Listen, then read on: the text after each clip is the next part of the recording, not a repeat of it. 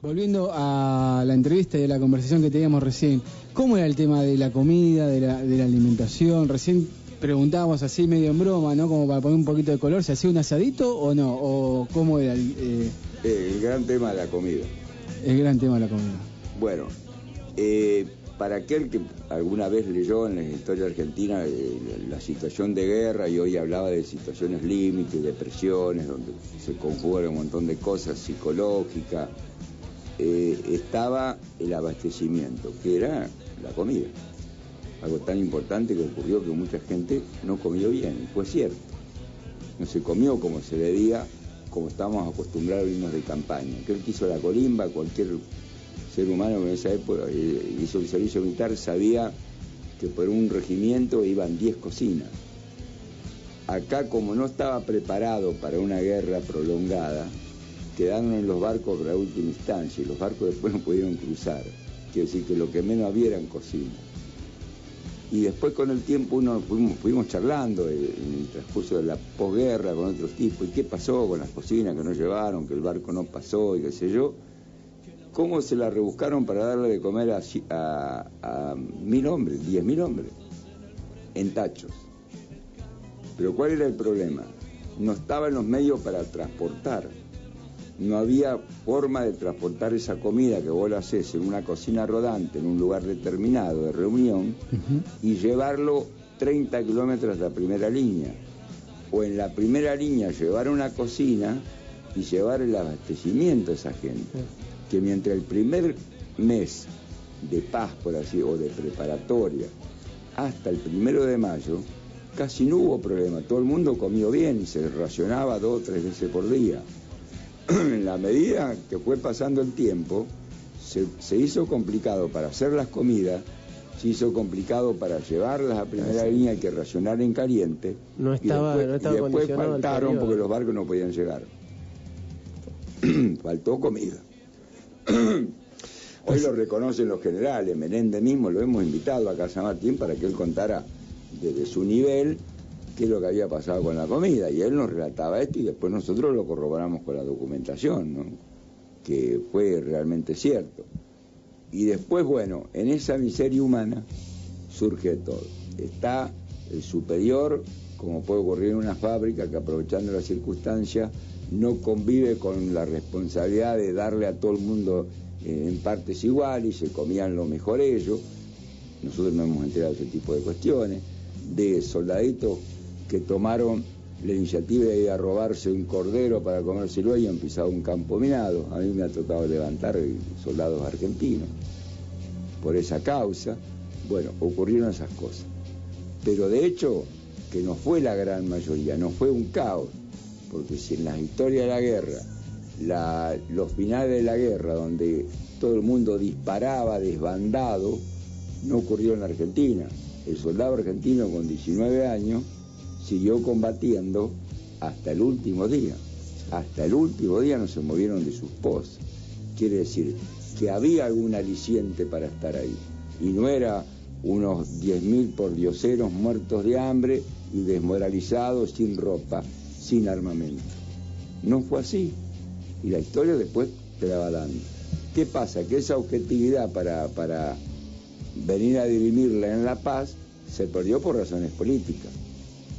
Y razones políticas que hicieron que la junta militar que estaba en el gobierno la metieron preso, y bien hecho estaba, y haciéndole un juicio para que ellos realmente contaran lo que había pasado. Pero, oh gran sorpresa, la guerra termina en el 82 y en el 89 se firma el documento que estábamos hablando hoy, sí, la rendición incondicional. Y paralelo a eso, unos meses antes, esa junta militar, vapuleada a principios del 82, de la prensa, desmovilizada, y que tiró por la borda, inclusive arrastró hasta las tropas que habían venido de allá, y siendo desconsiderada y nadie le prestó atención, el 89 no solamente se firmó la rendición incondicional, sino se absolvió de toda culpa. Prácticamente salieron más que justificados la Junta Militar por ir a una guerra.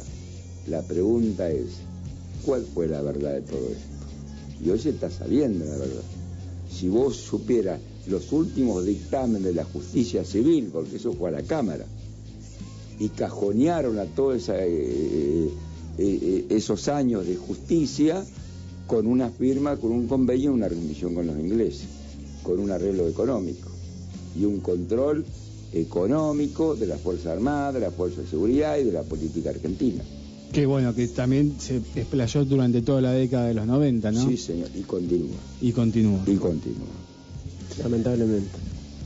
Antes de ir a la década de los 90, el 2000 y lo que se viene, también nos estabas comentando algo que a mí por lo menos me llamó mucho la atención, que decías que ustedes les alquilaban a los isleños 2 propiedades, sí, en la época del conflicto. Si fuimos, buscamos, porque nosotros, te decía antes, el radar se ubicó en una zona alta de la ciudad, en la zona que, digamos, y a 4 kilómetros de la playa, cosa que si el barco, pues se decía que el tiro del barco es impreciso, nos tiraba hacia el radar, pasaba al pueblo. Nos tiraron de un avión desde el otro lado.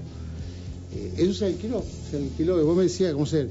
Hablábamos de la comida. Nosotros teníamos un equipo, o sea, cuando cruzamos la primera instancia teníamos 5 soldados. Dentro de eso había 2 que se encargaban de la comida. La Fuerza Aérea manejaba, te daba las raciones, nosotros nos autococinamos. Nosotros como los de radar teníamos experiencia en andar por todos lados, desplegados de campamento, por decir tipo gitano, se nos daban las cosas y cocinábamos nosotros. Y teníamos cierta experiencia respecto incluso a compañeros nuestros de la Fuerza Aérea, artilleros. ¿Por qué? Porque cuando bombardean el 1 de mayo del aeropuerto, todo el mundo replegó. El 2 de mayo estaba nublado. Yo saqué fotos, sí, en realidad saqué 5 rollos de fotos allá y me las traje. Le digo al jefe, voy a sacar fotos del aeropuerto. Y me voy con un IMOC a sacar fotos éramos 3.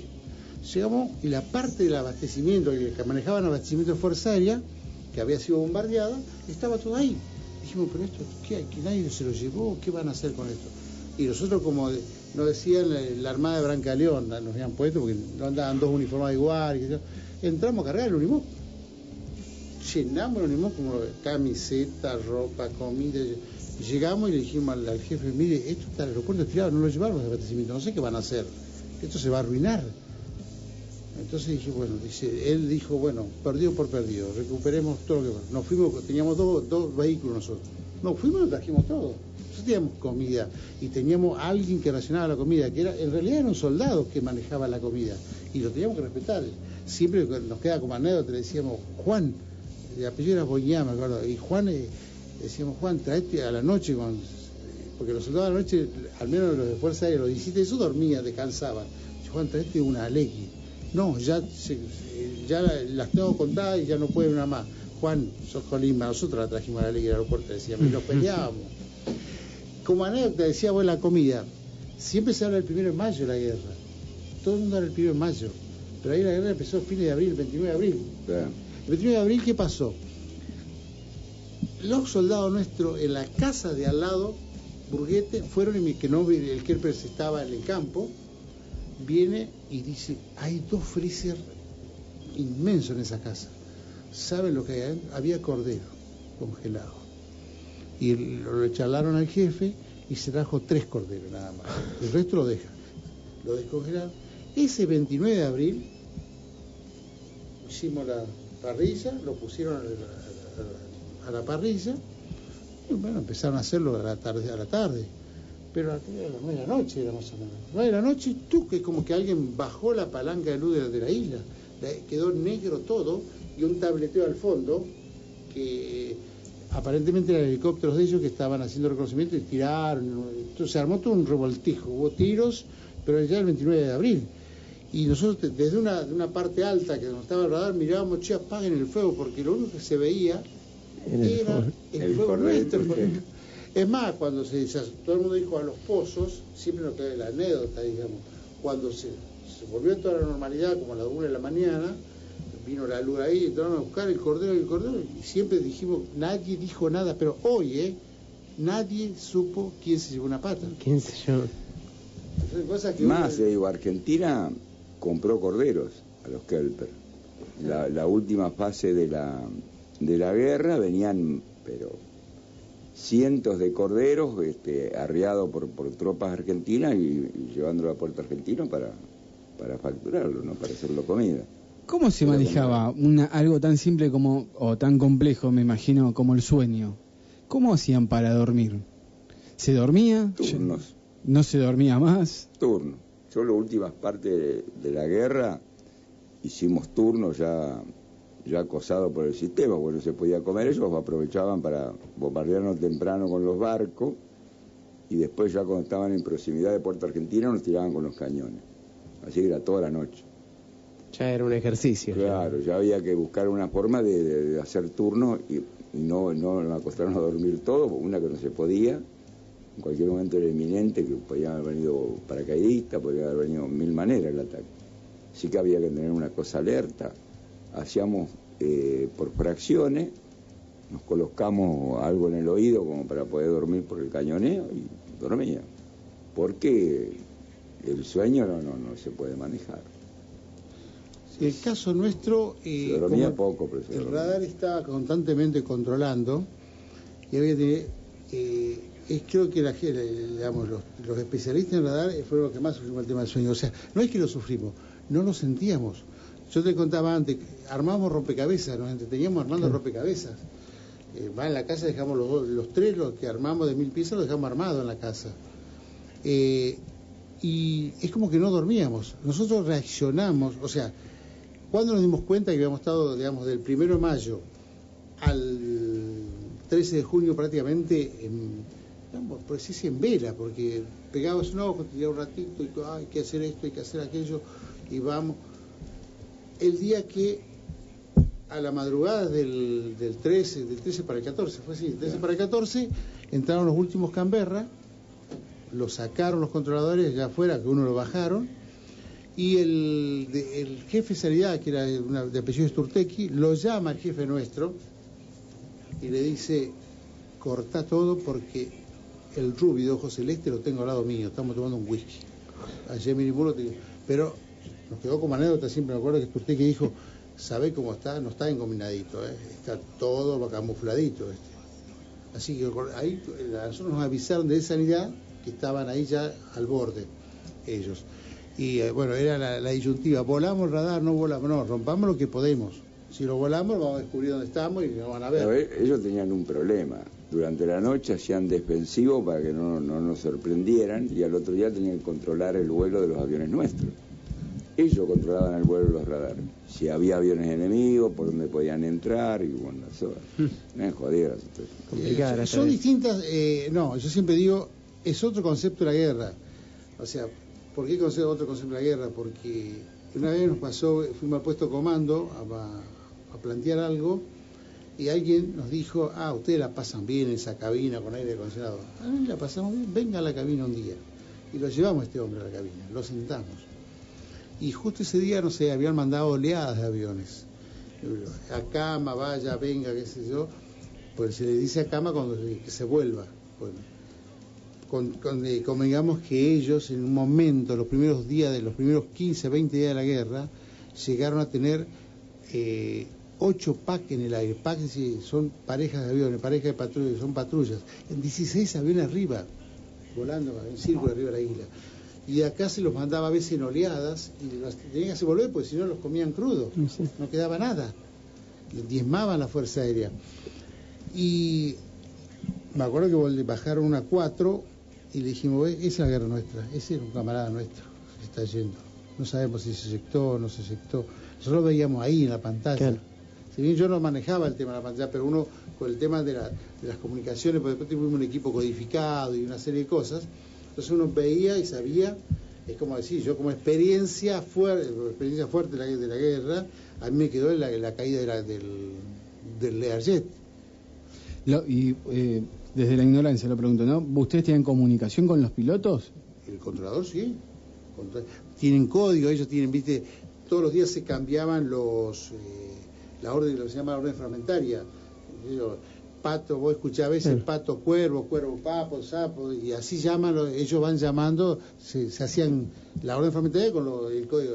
Los pilotos tienen un apodo, por decirlo así. O sea que ustedes le podían informar a los pilotos lo que estaban viendo en el radar. A veces se hacía silencio radio, O sea, nosotros veíamos venir el avión y pasaba más de una vez que el avión calculaba que la 4B en ese momento, cuando me dijeron vinieron los A4B, yo dije, es una lata de sardina, ¿qué hace ese avión acá? Porque yo lo había conocido en Reino y tenía lo elemental, VHF, BOR y ADF, los dos equipos de navegación y para comunicarse. Y alguien me dijo, no, le pusieron Omega. Ah, pero era una lata de sardina. Una vez se perdió uno y me acuerdo que el controlador le dijo, levante y lo... A ver si lo ubican. Lo ubicaron y bueno, se lo llevaron. No. Vos te cuentes las cosas que hacían ellos. Convengamos como ser que el Mirage tenía un minuto en vertical Malvinas. Y el Mirage no tenía reabastecimiento de vuelo.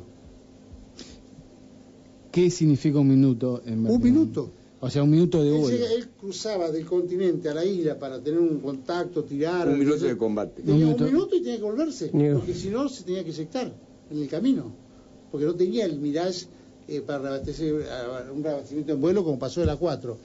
El mayor del Piano llegó a brigadier del Piano, estamos hablando de un alférez de 24 años, un avión de eso, que le perforaron abajo y él se perdió. Y buscó la chancha reabastecedora y llegó a San Julián colgado de la chancha porque perdía combustible. O sea que los muchachos tenían que hacer toda la ida y vuelta para solamente poder combatir un minuto. Bombardeaba, tiraba lo que tenían y volvía.